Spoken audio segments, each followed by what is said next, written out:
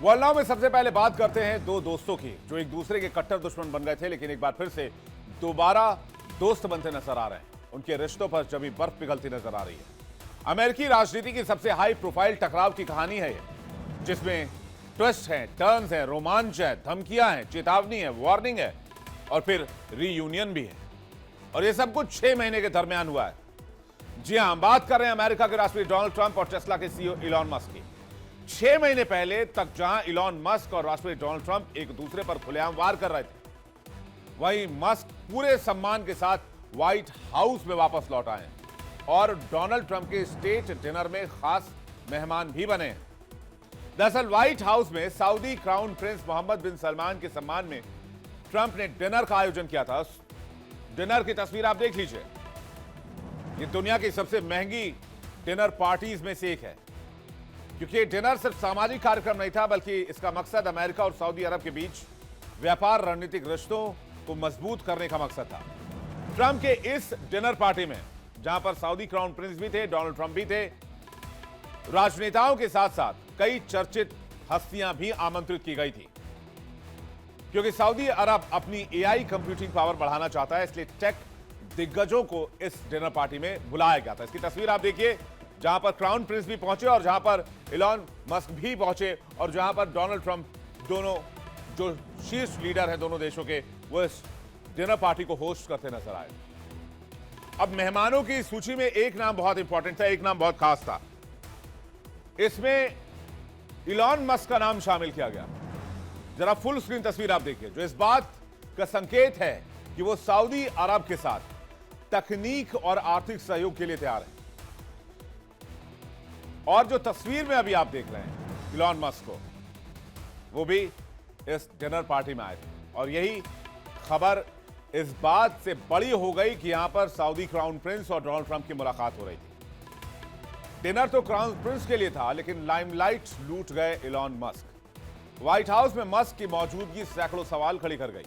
America के साथ साथ पूरी दुनिया में सबसे बड़ी खबर बन गई। और जो तस्वीर सामने आई, उसे देखकर लोग कहने लगे कि लगता है ट्रंप और इलॉन मस्क की दोस्ती फिर से हो गई।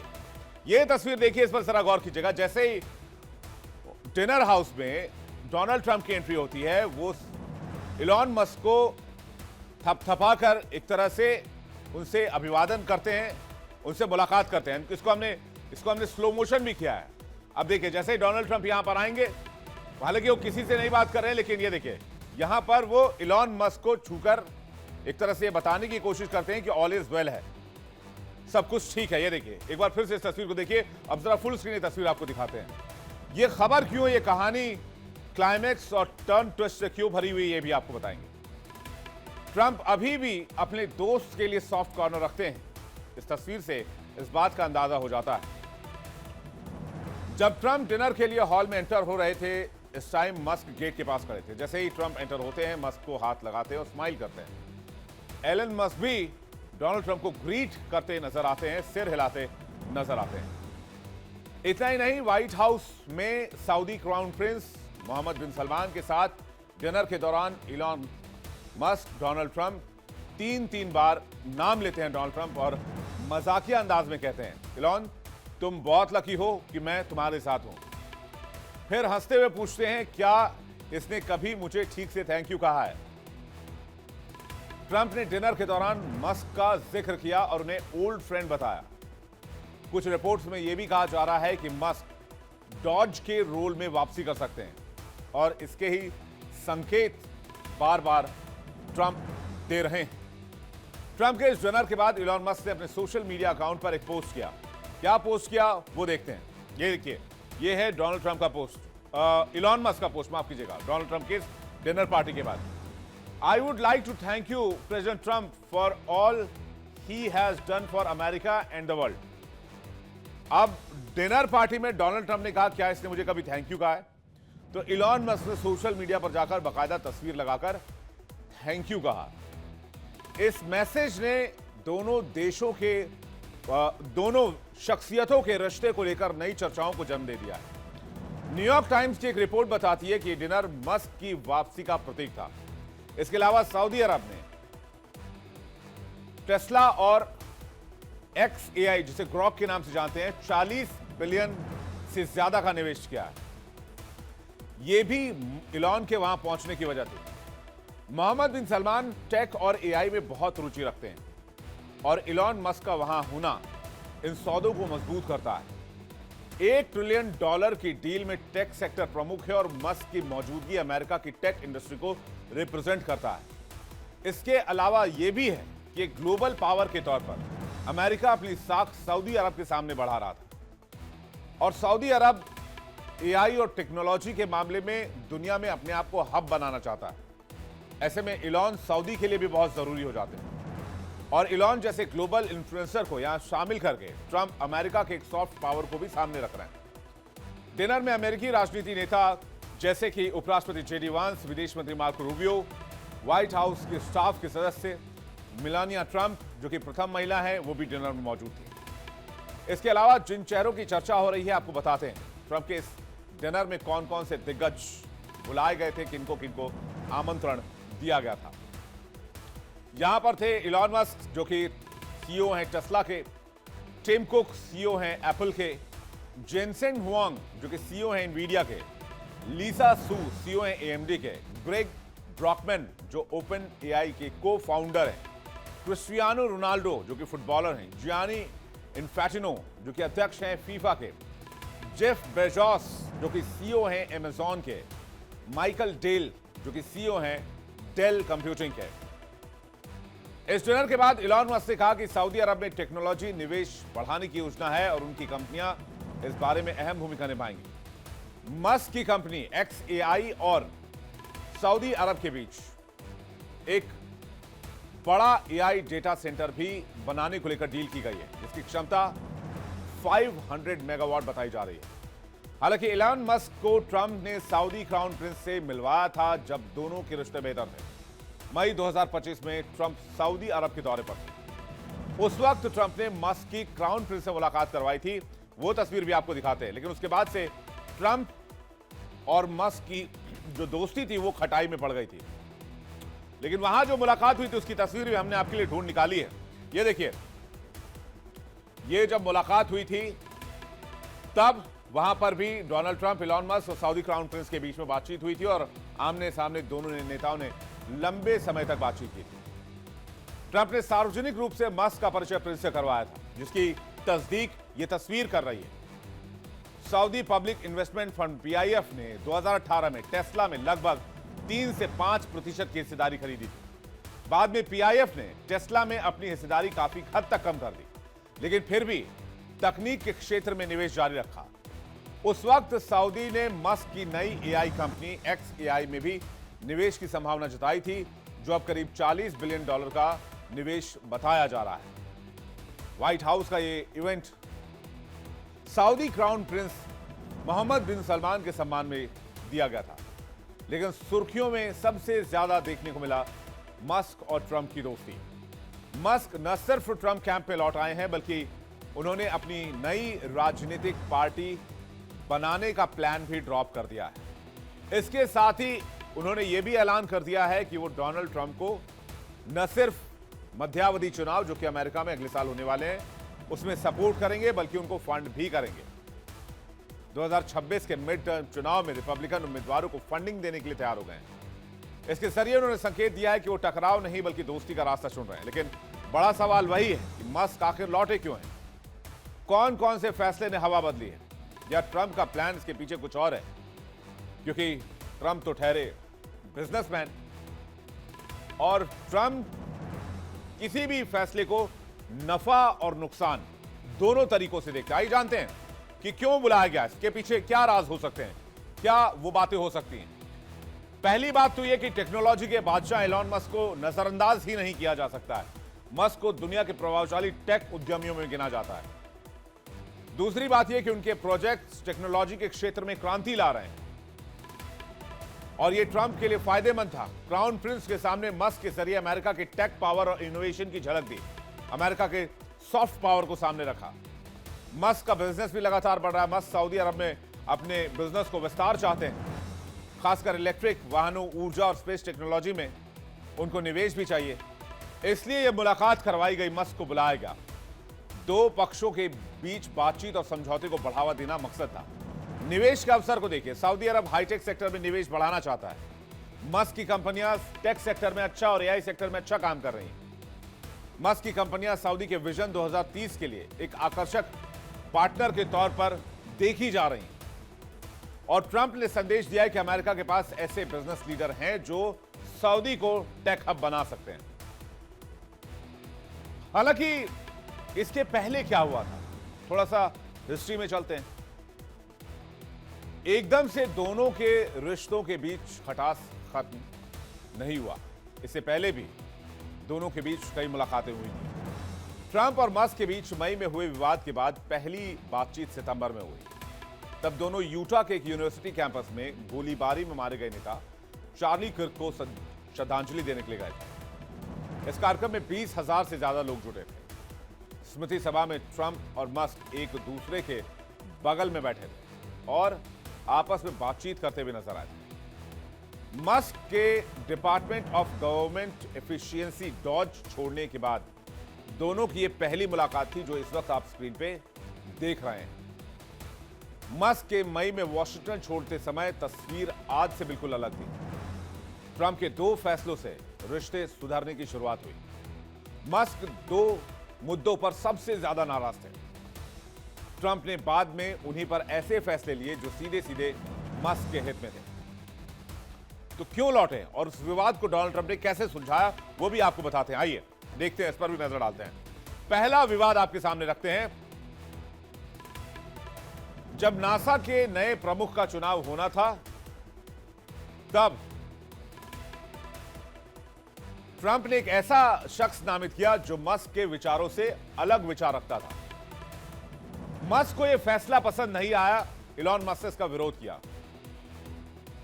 अपनी कंपनी और स्पेस मिशन के लिए मस्क उस आदमी को सही नहीं मानते थे और मस्क के करीबी जेरेड आइजैकमैन का नामांकन इस चुनाव में रद्द कर दिया गया। नामांकन रद्द होने को लेकर बहुत प्रॉब्लम हुई, बहुत बड़ा विवाद हुआ। दोनों दोस्तों के बीच में गहरी खाई आ गई। लेकिन ट्रंप ने कुछ ही हफ्तों पहले उन्हें दोबारा नासा हेड के लिए नॉमिनेट किया, जिसे मस्क ने खुले तौर पर सेलिब्रेट किया था। यानी पहला जो है वो सॉल्व हो गया। दूसरा विवाद, मस्क सीनियर व्हाइट हाउस अधिकारी सर्जियो गोर को लेकर भी खफा थे, जिन्हें वो आइजैकमैन के रास्ता का रोड़ा मानते थे। सुलह क्या हुई? बाद में गोर को व्हाइट हाउस अधिकारी के पद से हटा दिया गया। विदाई समारोह में ट्रंप ने कहा, कुछ लोग तुम्हें इतना पसंद नहीं करते। ट्रंप ने सर्जियो गोर को भारत में अमेरिका का राजदूत बना दिया ताकि वो वॉशिंगटन से दूर हो जाए। उपराष्ट्रपति वेंस ने 11 नवंबर को सर्जियो गोर के भारत के राजदूत के तौर पर शपथ दिलवाई। यह भी कहा जा रहा है कि मस्क की ट्रंप के साथ बढ़ती नजदीकियां संकेत देती हैं कि वो राजनीतिक या रणनीतिक भूमिका में फिर से वापसी कर सकते हैं। दोस्ती से दुश्मनी तक ट्रंप और मस्क का रिश्ता हमेशा उतार चढ़ाव भरा रहा है। जब ट्रंप 2016 में सत्ता में आए थे तब मस्क उनके सबसे बड़े सपोर्टर्स में से एक थे। इलॉन मस्क ने 2024 के चुनाव में, राष्ट्रपति चुनाव में ट्रंप को जिताने के लिए करीब 2,500 करोड़ रुपए यानी कि $300 मिलियन खर्चे, जिसके बाद वो राष्ट्रपति के सबसे खास लोगों में शुमार हो गए। डोनाल्ड ट्रंप को ये सब बहुत अच्छा लगता है। कोई उन्हें पैम्पर करे, कोई उनके लिए खर्च करे, कोई उनके कैंपेन चला दे, वो बहुत खुश हो जाते हैं। इसलिए आपने देखा होगा कि इलॉन मस्क का व्हाइट हाउस में आना जाना एकदम घर की तरह हो गया था, जिसकी तस्वीर भी हमने अभी लगाई, क्योंकि वो अब डोनाल्ड ट्रंप के बहुत खास बन चुके थे। ट्रंप ने उन्हें सरकारी कामकाज में बचत और कटौती के लिए department of government efficiency DOGE का हेड भी बना दिया। हालांकि बाद में किसी एक मुद्दे पर दोनों के बीच तकरार हो गई और तकरार ऐसी थी कि दुनिया के ताकतवर मुल्क के राष्ट्रपति और सबसे अमीर शख्स एक दूसरे से बुरी तरीके से लड़ रहे थे। मस्क ने मई 2025 में वॉशिंगटन छोड़ दिया। इसके बाद ट्रंप और मस्क ने एक दूसरे पर कई गंभीर आरोप लगाए थे। दोनों ने एक दूसरे को बर्बाद करने की कसम खाई थी। इलॉन मस्क ट्रंप की राजनीति तबाह करने पर तुले हुए थे, नई सियासी पार्टी बनाने का ऐलान कर दिया था।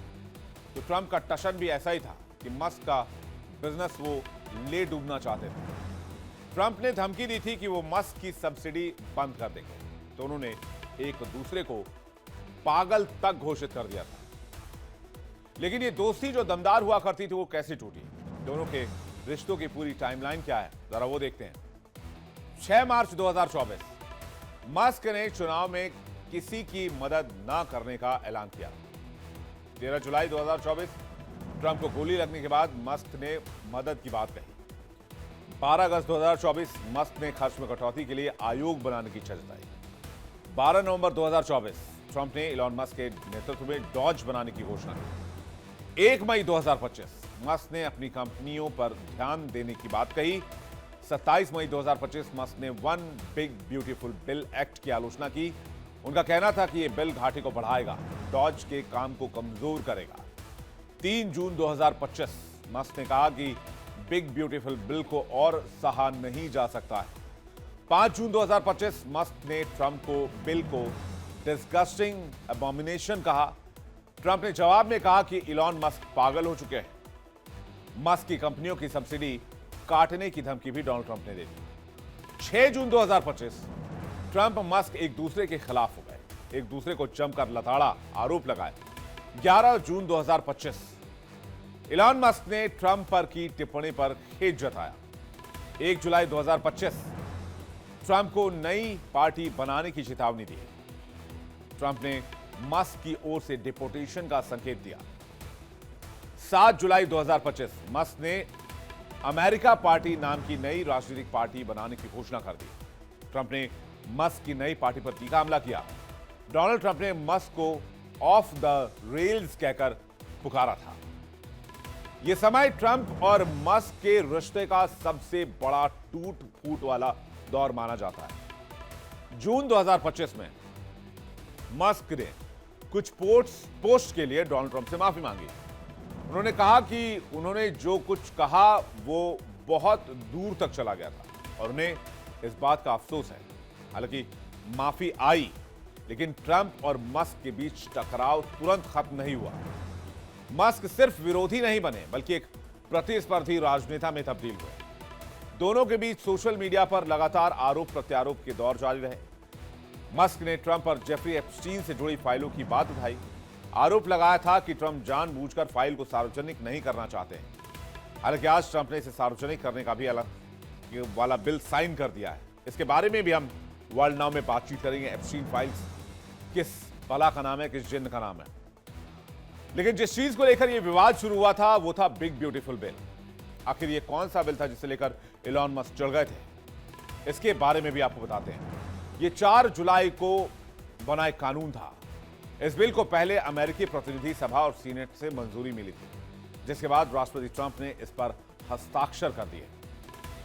2017 के tax cuts and job act को स्थायी करना इसका मकसद था, जिसमें स्टैंडर्ड डिडक्शन बढ़ाना और टैक्स ब्रैकेट्स कम करना शामिल था।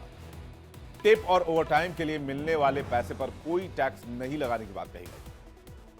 30,000 से $80,000 की आय पर 15% टैक्स और SALT सॉल्ट डिडक्शन की सीमा बढ़ा दी गई।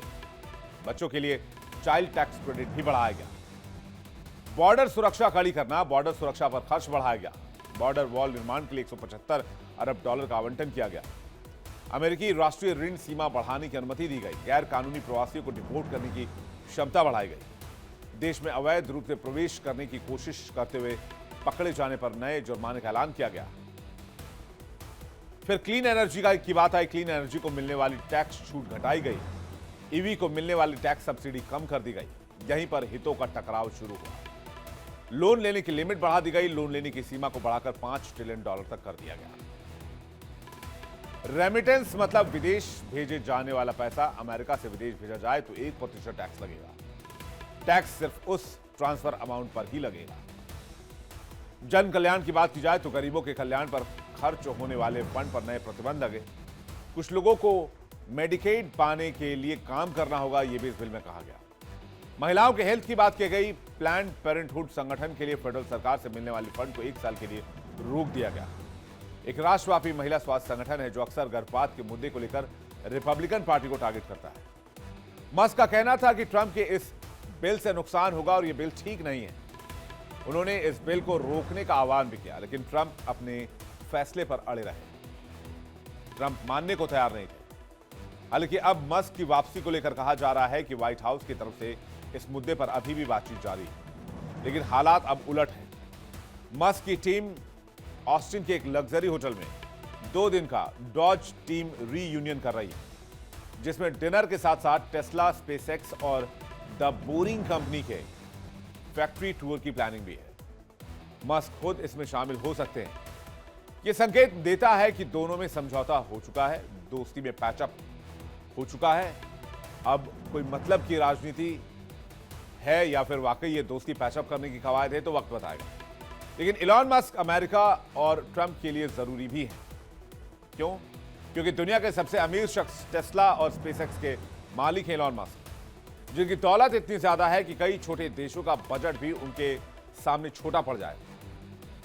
आइए देखते हैं इलॉन मस्क की संपत्ति कितनी है। वो दुनिया के सबसे अमीर और मशहूर बिजनेसमैन में गिने जाते हैं। मस्क की कुल संपत्ति लगभग $500 बिलियन है। 2021 से दुनिया के सबसे अमीर शख्स हैं। टेस्ला, स्पेसएक्स और ट्विटर जैसी कंपनी का नेतृत्व करते हैं। टेस्ला में 20.5% हिस्सेदारी है। स्पेसएक्स में 42% की हिस्सेदारी है। स्टारलिंक में 54% की हिस्सेदारी है। एक्स में जो पहले ट्विटर था उसमें 74% से ज्यादा हिस्सेदारी है। फरवरी 2024 तक कुल संपत्ति $198.9 अरब बताई जा रही थी। बर्नार्ड अर्नोल्ट और जेफ बेजोस जैसे अरबपतियों को मस्क कड़ी टक्कर दे रहे हैं। दुनिया के सबसे अमीर इंसान इलॉन मस्क की कमाई के आंकड़े तो आपको और चौंका देंगे। हाल ही में एक रिपोर्ट आई। रिपोर्ट के मुताबिक मस्क हर सेकंड में करीब $114 यानी कि 9,500 रुपए कमाते हैं हर सेकंड में। आप उसको मिनट के हिसाब से कन्वर्ट कर लीजिए, फिर घंटे के हिसाब से कन्वर्ट कर लीजिए, फिर 12 घंटे के हिसाब से, फिर 24 घंटे के हिसाब से, फिर दिन के हिसाब से, फिर महीने के हिसाब से कन्वर्ट कर लीजिए। हर सेकंड 9,500 रुपए कमाते हैं इलॉन मस्क। सोचिए, जब आप ये खबर देख रहे हैं तब तक मस्क ने लाखों रुपए कमा लिए हैं। उनकी कमाई सिर्फ आंकड़ों में नहीं बल्कि बिजनेस की दुनिया में उनकी बेमिसाल पकड़ और प्रभाव के सबूत देते हैं। दुनिया के सबसे अमीर इंसान इलॉन मस्क की कमाई के आंकड़े हर किसी को सोचने पर मजबूर कर देते हैं, और इसलिए इलॉन मस्क की ताकत का लोहा दुनिया मानती है। और सिर्फ उनकी ताकत ईवी वर्ल्ड में या एआई या टेक में नहीं है, वो अंतरिक्ष में भी है, जो पृथ्वी को छोड़कर मंगल ग्रह पर कॉलोनी बसाने का सपना देख रहे हैं, जिसके समर्थन से दुनिया के सबसे ताकतवर मुल्क का राष्ट्रपति चुना जाता हो। जिसकी कंपनियां टेस्ला, स्पेसएक्स, पेपाल, स्टारलिंक के सामने बड़ी बड़ी कंपनियां छोटी नजर आती हैं। तो सवाल यह कि यह सफर इलॉन मस्क का कैसे शुरू हुआ और कैसे इलॉन मस्क यहां तक पहुंचे। इलॉन मस्क के सबसे अमीर उद्योगपति बनने की कहानी क्या है? बचपन से जुनून था। जन्म 1971 साउथ अफ्रीका में, अमेरिका में नहीं जन्मे हैं। अगर आपको कोई ये कहे कि इलॉन मस्क अमेरिका में जन्मे तो आप उन्हें ये वीडियो दिखा दीजिएगा या आप बता दीजिएगा। बचपन में ही कंप्यूटर उन्होंने सीख लिया था और कंप्यूटर के लिए उनका जो एक कहते हैं ना जुनून, वो बचपन से ही दिखता था। 12 साल की उम्र में पहला गेम बनाया, ब्लास्टर। छोटी उम्र से ही साइंस और इनोवेशन में बहुत दिलचस्पी थी।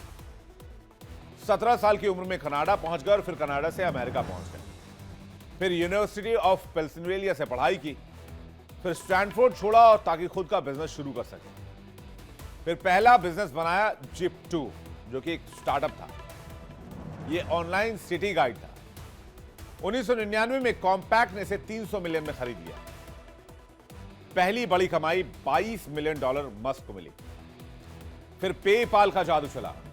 जिप2 बेचने के बाद उन्होंने X.com बनाया, जो बाद में पेपाल बनी। ये जो X.com है, ये आज की तारीख में वो ट्विटर वाला, ये दूसरा X.com है जो पहले बनी थी। साल 2002 में ईबे ने पेपाल को $1.5 बिलियन में खरीद लिया। मस्क को मिले $180 मिलियन।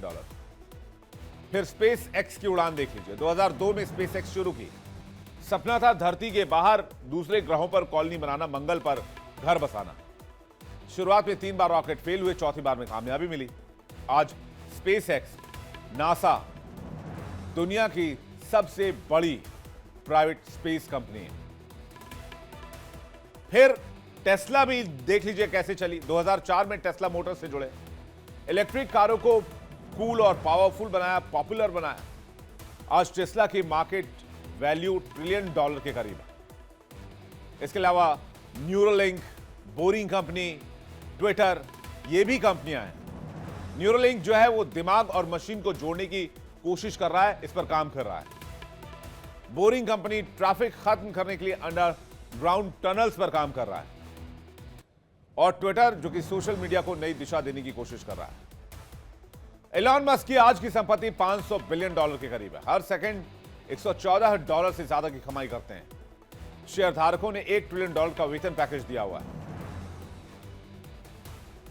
अब ऐसे इंसान से दुश्मनी करके डोनाल्ड ट्रंप को क्या फायदा होगा? जैसे मैंने आपको पहले बताया कि डोनाल्ड ट्रंप हर फैसले को नफा और नुकसान के तौर पर आंकते हैं। तो डोनाल्ड ट्रंप ने इस फैसले को भी आंका और सोचा होगा पानी में रहकर मगर से बैर करके कोई फायदा नहीं है। यानी कि पानी में रहकर मगरमच्छ से दुश्मनी ठीक बात नहीं होती है। तो हो सकता है डोनाल्ड ट्रंप इसे नुकसान के तौर पर देख रहे थे और बाद में फिर दोनों में पैचअप हो गया और दोनों एक बार फिर से दोस्त बन गए। लेकिन डोनाल्ड ट्रंप को प्रेडिक्ट कर पाना, उनके लिए कुछ कह पाना बहुत मुश्किल है। अब ये दोस्ती फिर कितने दिन तक टिकती है, ये भी देखने वाली बात होगी।